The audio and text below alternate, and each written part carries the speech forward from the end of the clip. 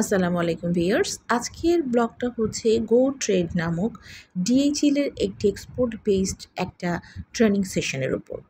ওই প্ল্যাটফর্ম থেকে আমি এই সুযোগটা পেয়েছিলাম একজন এন্টারপ্রেনার হিসেবে। ফ্যাশনিয়া থেকে আমরা sustainable product, eco friendly, biodegradable plate, areca leaf plate যেটাকে বলে, মানে সুপারি পাতার খোল থেকে তৈরি যে ওয়ান টাইম বাটি প্লেট তৈরি হয়, এটা নিয়ে আমরা দীর্ঘদিন ধরে লোকাল মার্কেটে কাজ করে আসছিলাম। তো সেখান থেকে এসে আমরা এই প্রোডাক্টটা নিয়ে আমরা বিভিন্ন সামাজিক মাধ্যম এবং ই কমার্স প্ল্যাটফর্মটাকে, এখনও যদি ই কমার্স না ইফ কমার্স প্ল্যাটফর্মটাকে ইউজ করে আমরা কাজ করছি। খুব শীঘ্রই উই হাট বাজারের সাথে যে ই কমার্স প্ল্যাটফর্ম থেকেও আমরা হয়তো বা ইন্টারন্যাশনাল মার্কেট থেকে বাইরের সাথে আমাদের কাজ হবে। তো এরকম অবস্থাতে এসে আমরা এক্সপোর্ট ওরিয়েন্টেড কাজ যখন করব, কীভাবে আমাদের প্রাইজিংটা হবে, কিভাবে আমরা প্যাকেজিংটা করব, কিভাবে শিপমেন্ট হবে ইত্যাদি বিষয়ক একটা জ্ঞান না থাকা পর্যন্ত আমরা আসলে এই বিষয়ে অত বেশি দক্ষতার সাথে কাজ করতে পারবো না। এই কারণেই ডিএইচএল একটি ইন্টারন্যাশনাল শিপমেন্ট বেসড কুরিয়ার মাধ্যম, যারা কিনা হঠাৎ করে আমরা যখন বায়ার পেয়ে যাই তখন তাদেরকে আমরা বলি আমাদের এই টাকার মধ্যে জিনিসটা পাঠাতে হবে, নাহলে আমার লস হবে। তারা সেই জন্য আমাদের মতন এন্টারপ্রেনারদেরকে একটা ট্রেনিং করিয়েছেন যে আপনাদেরকে আসলে বুঝতে হবে যে আপনারা কীভাবে একটা প্রোডাক্ট ডেলিভারি দেওয়ার জন্য বায়ারের সাথে কথা বলবেন, প্রাইসিং কীভাবে ঠিক করবেন। মোস্ট ইম্পর্ট্যান্ট কথা যেটা ওনারা বলছিলেন যে বায়ারের কাছ থেকে প্রোডাক্ট অর্ডার পাওয়ার সাথে সাথেই তখন আসলে রেট বলতে নেই।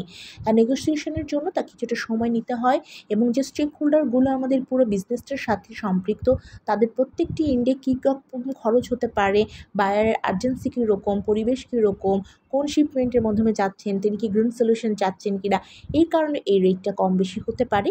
এইটা হিসাব নিকাশ করে একটা প্রফিট রেট রেখে 40% কস্টিংয়ের উপর 40% একটা প্রফিট রেট দেখে তারপরে একটা কোটেশন দাখিল করা উচিত।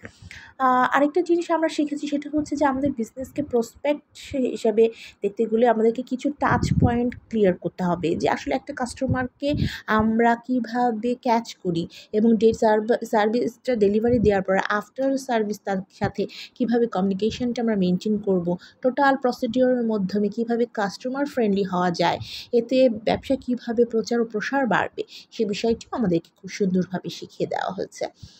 ওই প্ল্যাটফর্ম থেকে আমরা প্রায় 35 জন এন্টারপ্রেনার গিয়েছিলাম। প্রত্যেকেই সারাদিন গল্পগুজব করলাম, খেলাম, ওয়ার্কশপে সময় কাটালাম। আমাদের সারাদিন ছিল ওয়ার্কশপটা, সকাল 9টা থেকে সন্ধ্যা 7টা পর্যন্ত। সারাদিন আমরা খুব মজা করেছি, একই সাথে অনেক কিছু শিখতে পেরেছি। আমাদেরকে একটা সার্টিফিকেট দেওয়া হয়েছে, লাঞ্চ গিফট করা হয়েছে, ডায়েরি দেওয়া হয়েছে। সবচেয়ে বড় কথা, অনেক গুণী এন্টারপ্রেনার আপুরা সেদিন এসেছিলেন, যারা কিনা বিভিন্ন প্রোডাক্ট নিয়ে কাজ করেন এবং তারা সবাই এখন এক্সপোর্ট করতে চাচ্ছেন। আমি একজন হিউম্যান রিসোর্স ম্যানেজমেন্ট এক্সপার্ট হিসেবে, উইমেন পলিসি স্পেশালিস্ট হিসেবে এটা বলতে পারি, বাংলাদেশে আসলে কাজ কিন্তু এগোচ্ছে। নারীদেরকে এম্পাওয়ার করার জন্য আমরা ভেবেছিলাম যে এই যে অর্ধেকের বেশি যে জনসমষ্টি নারী, সেই নারীদেরকে কীভাবে জিডিপির মধ্যে আনতে পারি। প্রথমত তাদের কাজকে, গৃহের কাজকে আমরা স্বীকৃতি দিয়েছিলাম, তারপরে বলেছিলাম তাদেরকে যেন প্রবৃদ্ধির মধ্যে আনা যায়।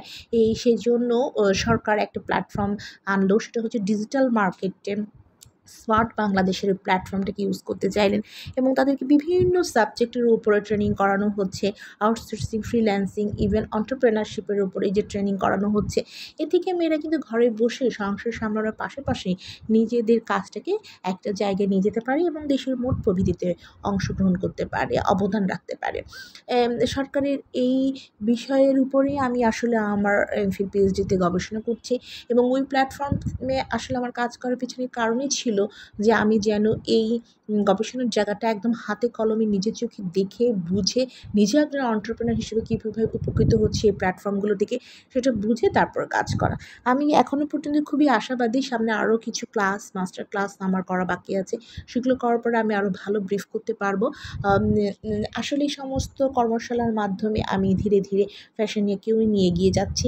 ফ্যাশনিয়া আপনারা জানেন গ্রিন ইকোনমি নিয়ে কাজ করছে, সাস্টেনেবল প্রোডাক্ট নিয়ে কাজ করছে। সারা বিশ্বে যখন জলবায়ুর দুর্যোগ চলছে, ক্লাইমেট চেঞ্জ চলছে, ঠিক এরকম একটা সময় আমরা অফার করছি কাস্টমারদেরকে যে আপনারা একটা গ্রিন সলিউশনের মধ্য দিয়ে আপনাদের প্রাত্যহিক জীবনের যে সমস্ত কনজাম্পশনগুলো করছেন সেগুলো যেন আপনারা করতে পারেন।